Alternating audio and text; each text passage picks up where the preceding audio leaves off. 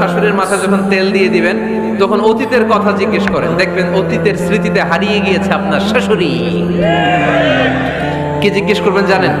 জিজ্ঞেস করবেন, আম্মা জান, মুক্তিযুদ্ধের সময় আপনার বয়স কত ছিল?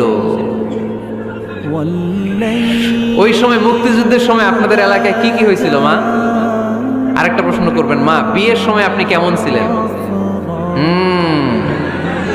ওই দিন দেখবেন বুড়ি আর বুড়ি নাই, জুয়ান হয়ে গেছে।